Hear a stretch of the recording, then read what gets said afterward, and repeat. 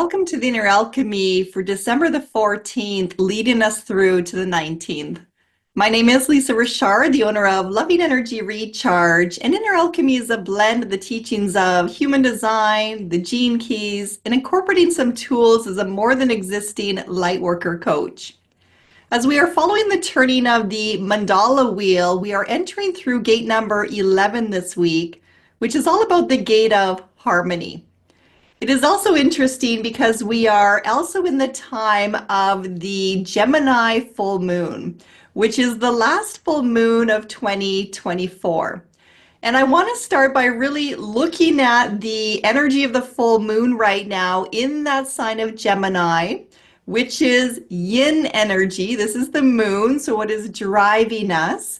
And in the teachings of Gemini season, when you look at it as a collective body of energy, it actually activates within our throat center within human design 9 different gate activations.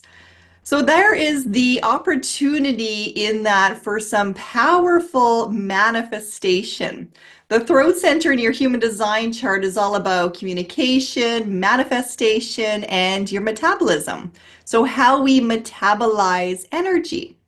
Now, at the same time, we are going through this gate number 11 harmony that is up in the ajna, which is your third eye in the teachings of human design.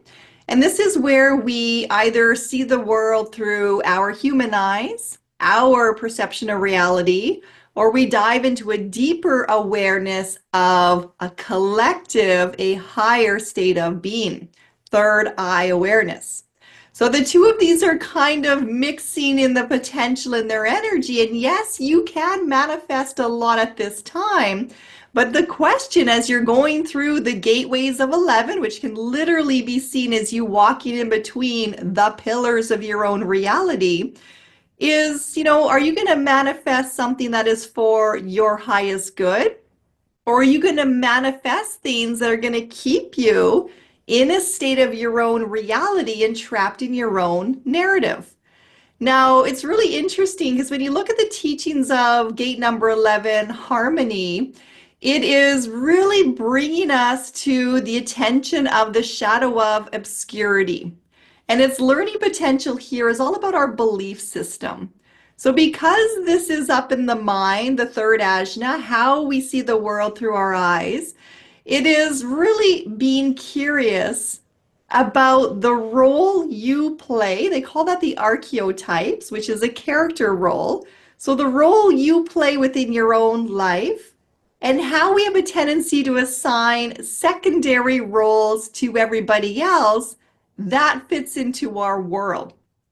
So in our obscured sense of self, we believe that the world is happening around us. So we become the center of our own universe.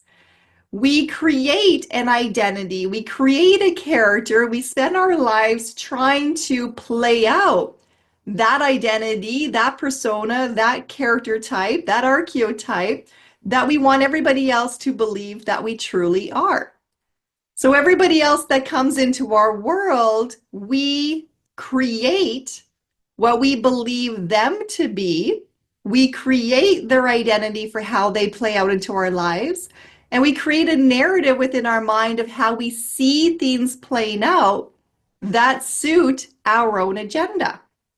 So we actually are living in our own virtual reality. And it's interesting to me because in form, out in the world, we literally see the virtual reality games that are right there, giving us an experience of how realistic that is, how powerful that is.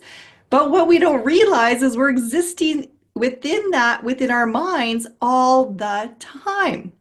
So when we have the courage to really look at the character roles we play, our archetypes, our identities, our belief systems, our tendencies to be stuck in the mind, harmony, the gate of harmony, is drawing us more into our intuitive awareness, the body consciousness, We are coming into a harmony with the divine masculine and the divine feminine within ourselves. So we have two sides to us. We have two hemispheres of the brain. And we also are afforded another opportunity to see that out in the world with the coming of the winter solstice for those in the northern hemisphere. So again, half the world is going to experience winter, the other half is going to experience summer. So for those of us approaching the winter hemisphere, here's an opportunity to experience the shortest day and the longest night. So it is a draw to come deeply inwards to take a look at one's own psyche, at the stories and the narratives that we create, and to really become the observer of your reality. When we become the observer of our reality, we look at the character roles that we tend to play and how we assign different character roles to everybody else, and we approach that with a sense of curiosity.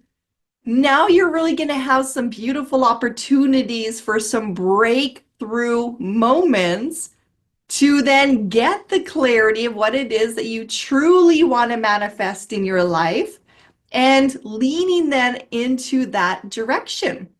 So the more we become aware of, we're not here to fix and change anybody else. You can create a narrative to their story, their life, how you think they should act, how you think they should behave, but you're powerless to do anything about that because you don't exist in their mind and in their reality. So the more we can self-actualize that, the more light floods into the body, the more energy comes back to you. You manifest a higher potential of reality by calling back your power, calling back your focus, allowing yourself to feel more peace within the body, more peace within the mind, and allowing space for the light within you to rise up and to guide you towards what is your true destiny. So we have a lot of opportunity during this time to really look at greater social harmony, harmony within ourselves, harmony within others, focusing on peace, kindness, things that help to bring us together in that state of unity. So this is also some pressure during this time to change ourselves to be more accepting of all natures within our psyche, the ones that we would label dark or light, and to acknowledge that all exists within there. And in learning to see and to witness our own archetypes, our roles, our characters, our psychic nature, the more we can have compassion with that and acceptance of that, the more we will then have that with others. So this is bringing in the higher aspects of what is called the virtues: tolerance, serenity, joy, kindness, compassion. Really having an opportunity to acknowledge that everyone is just carrying out their own growth and their own evolution and what they are experiencing within themselves that are then being projected into the external world. So there is so much more that I can share, that I would love to share about these teachings. We do have opportunities, myself and my dear friend Corey Thorne Cameron.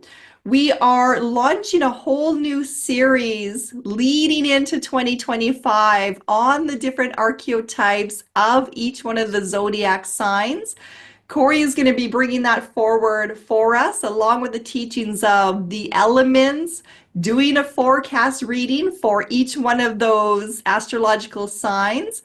I'm going to be bringing in the Mandala Wheel, of combined teachings of human design and the gene keys to really help support the journey throughout the year as we get these gate activations, to really understand the energies that are gifted to us, the shadows, the light, the learning aspects, the archetypes that are at play, so that we can become more aware that what exists out there is felt within self. And the more you get to learn about who you are, the less you're going to be thrown off by what is out there. So, what is out there is always going to take place, but harmony is created inside yourself.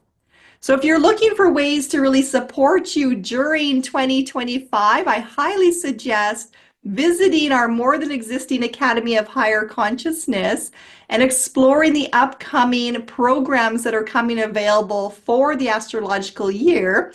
And we do have Capricorn that is available for purchase right now.